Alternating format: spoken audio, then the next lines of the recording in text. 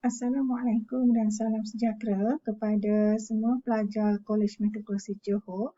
Okey, hari ini Madam ingin menyampaikan taklimat berkaitan dengan permohonan UPU online sesi kemasukan 2022-2023 bahagian 1. Untuk memulakan taklimat pada hari ini, Madam ingin memperkenalkan institusi atau agensi yang berada di bawah UPU.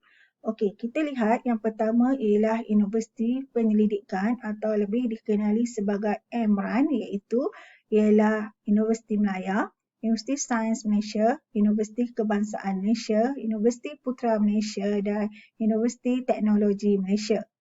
Seterusnya kita lihat kepada universiti berfokus atau dikenali sebagai MFAN, iaitu Universiti Utara Malaysia, Universiti Pendidikan Sultan Idris, Universiti Malaysia Terengganu, Universiti Malaysia Kelantan dan Universiti Pertahanan Malaysia. Seterusnya kita lihat kepada universiti yang ketiga iaitu komprehensif atau dikenali sebagai MCUN iaitu UiTM, UNIMAS, UMS.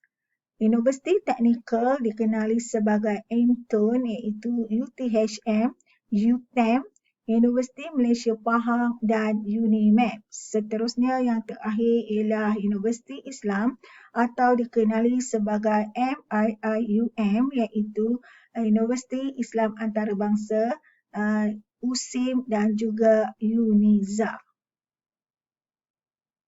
Seterusnya, kita lihat kepada kategori pemohon bagi lepasan STPM Setaraf di mana pelajar ini akan memohon ijazah sarjana muda di Universiti Awam iaitu untuk matrikulasi berada di nombor 2 iaitu matrikulasi/asasi Sains UM, asasi Pintar UKM dan asasi UiTM 2021-2022. Pada masa yang sama juga berada untuk pelajar matrikulasi berada di kategori F bagi bukan tahun semasa. Pelajar matrikulasi bukan tahun semasa. Seterusnya kita sama-sama menyimak apakah syarat bagi lepasan STPM Setaraf. Okey, untuk kelayakan STPM Setaraf terbuka kepada warga negara Malaysia, permastautin tetap PR dan permastautin sementara yang mempunyai kad pengenalan. Okey, bagi pelajar yang bukan warga negara iaitu pemegang MyPR dan MyCAS akan diproses tertakluk kepada syarat-syarat kemasukan kategori bukan warga negara. Kita lihat sama-sama khusus kepada matrikulasi, syaratnya mestilah telah menduduki SPM, mempunyai kepujian dalam mata pelajaran Bahasa Melayu serta lulus sejarah. Mendapat sekurang-kurangnya PNGK 2.0 di peringkat matrikulasi dan MUET band 1 atau 1.0. Di sini anak-anak pelajar perlu mengambil note ataupun mengambil berat berkaitan dengan band 1 atau 1.0 ini. Apakah perbezaannya? Iaitu mendapat sekurang-kurangnya band 1.0 untuk peperiksaan MUET yang bermula sesi 1 tahun 2021 atau band 1 untuk peperiksaan sehingga tahun 2020.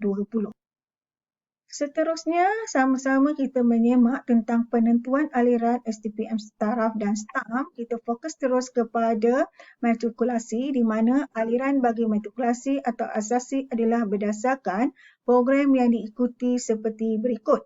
Sains, teknikal, kejuruteraan, perakaunan. TESOL dan undang-undang lebih berfokus kepada asasi. Dasar dan kriteria pemilihan STPM Setaraf ada 9 perkara yang perlu dititikberatkan atau diambil perhatian oleh anak-anak pelajar iaitu yang pertama, pencapaian akademik dalam peperiksaan STPM Setaraf dan SPM.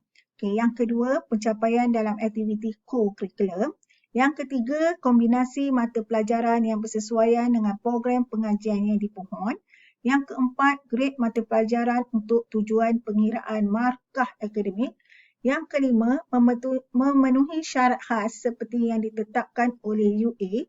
Yang keenam, mendapat sekurang-kurangnya band 1.0 untuk peperiksaan yang bermula sesi 1 tahun 2021 atau band 1 untuk peperiksaan sehingga tahun 2020. Yang ketujuh, lulus temuduga atau ujian bagi program bertemuduga atau program yang ada ujian. Yang ke-8, program pengajian pilihan pemohon mengikut keutamaan.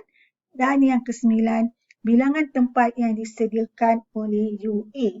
Perlu dilihat ataupun diambil perhatian juga dasar pemilihan adalah berasaskan prinsip meritokrasi dengan mengguna pakai 90% markah akademik dan 10% markah co-curriculum.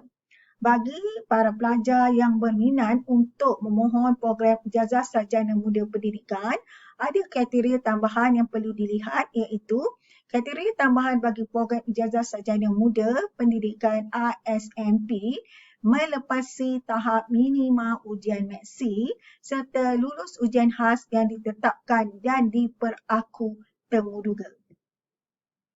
Seterusnya, berkaitan dengan pengiraan merit STPM atau setara, fokus terus kepada matrikulasi asasi, mengambil kira kepada PNGK akan dibekalkan oleh bahagian matrikulasi KPM kepada UPU. Cuma cara pengiraannya, anak-anak pelajar boleh lihat di bawah, anak-anak pelajar bolehlah cuba mengira markah merit anak-anak pelajar di mana cara pengiraannya ialah PNGK yang anak-anak pelajar dapat dibagi dengan 4.00 darab dengan 90%, maka anak-anak pelajar akan dapat markah akademik, markah merit untuk akademik.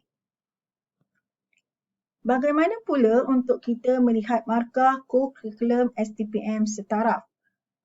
Bagi pelajar matrikulasi asasi, markah co-curriculum 10% diperolehi daripada bahagian matrikulasi KPM. Dan cara pengiraan meritnya seperti di bawah, untuk dapat markah merit yang sepenuhnya ataupun yang lengkap sama dengan markah akademik yang telah dinyatakan pada slide yang sebelumnya, 90% dan ditambah dengan markah co-curriculum sebanyak 10%.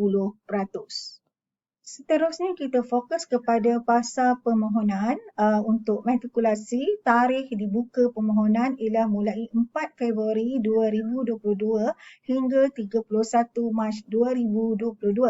Namun perlu diingatkan di sini bagi Kolej Matrikulasi Johor, tarikh untuk permohonan adalah bermula dari 4 Februari 2022 sehingga 10 Mac 2022. Seterusnya ialah bilangan pilihan.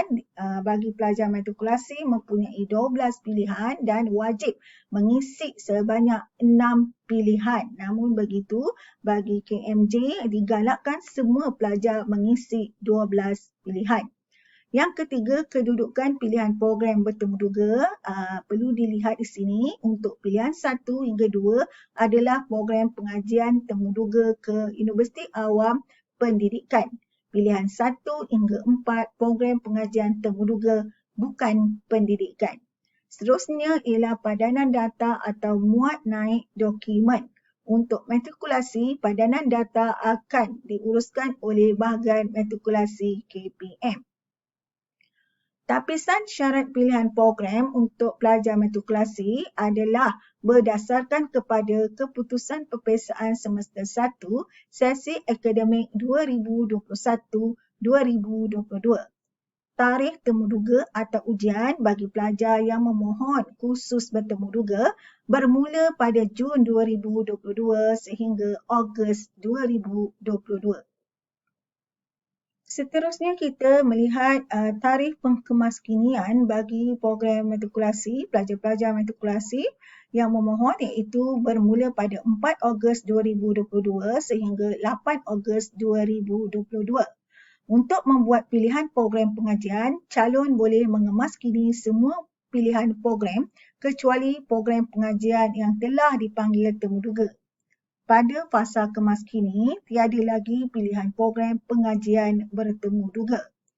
Muat naik dokumen atau kemaskini keputusan untuk matrikulasi, tidak ada apa-apa tindakan yang perlu dilakukan. Tarikh hebahan iaitu pada minggu ketiga September 2022. Apa maksud tarikh hebahan di sini? Iaitu tarikh di mana keputusan penempatan kamu di IPT akan diumumkan. Okey, seterusnya ialah tempoh setuju terima penempatan kamu di mana-mana UA iaitu 9 hari. Surat tawaran akan dikeluarkan 1 hari selepas hebahan rasmi. Tempoh rayuan adalah sebanyak ataupun selama 10 hari. Apakah yang boleh dibuat rayuan? Iaitu bilangan pilihan adalah 4 pilihan. Program bertemu duga 1 hingga 2.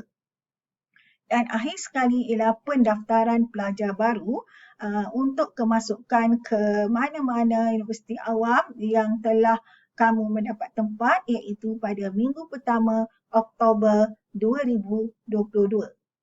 Seterusnya kita melihat kepada status pilihan program pengajian. Dekat sini dipaparkan ada 2 contohlah pemohon iaitu pemohon A dan pemohon B. Kita lihat dahulu kepada pemohon A di mana pemohon A ini memohon 12 pilihan. Kalau kita lihat pilihan 1 dia yang ada hashtag tu dia tak layak berdasarkan keputusan dia. Tidak dipanggil temuduga. Maksudnya dia boleh membuat kemaskini semasa tarikh kemaskini akan diumumkan nanti atau akan dimaklumkan melalui UPU online. Okey. Yang kedua, pilihan yang kedua hashtag tu dia layak dari segi keputusan tetapi tidak layak dipanggil temuduga pun boleh dikemaskini. Pilihan yang ketiga dia layak berdasarkan keputusan dan dia dipanggil temuduga. Maka masa sesi untuk kemaskini, pelajar ini tidak perlu membuat kemaskini bagi pilihan 3. Okey, untuk pilihan 7 dan pilihan 7, 8 dan 9, pelajar ini layak sebab dia tidak mengambil kursus bertemu duga dan dia juga boleh membuat kemaskini. Kita lihat kepada pemohon B iaitu pilihan 1, 2, 3 semua melepasi keputusan dia. Maka dia layak. Tapi kita lihat pula kepada panggilan temuduga. Maksudnya untuk pilihan 1 dan pilihan 3 dia layak menduduki temuduga. Maka dia tidak perlu membuat fasa kemaskinian kekal. Pilihan 2 dan 4 dia tidak dapat panggilan temuduga, maka dia boleh membuat kemaskini pada masa fasa pengkemaskinian. Begitu juga dengan pilihan ke-7 di mana tidak ada temuduga, pelajar ini layak maka dia akan kekal. Yang lain itu boleh dibuat pengkemaskinian. Okay. Calon boleh mengemaskini semua pilihan program pengajian kecuali yang telah dipanggil temuduga dan atau ujian. Pada fasa kemaskini, tiada lagi pilihan program pengajian bertemuduga atau ujian. Okey. Jadi setakat ini saja yang Madam kongsikan untuk bahagian pertama, akan disambung untuk bahagian kedua. Terima kasih.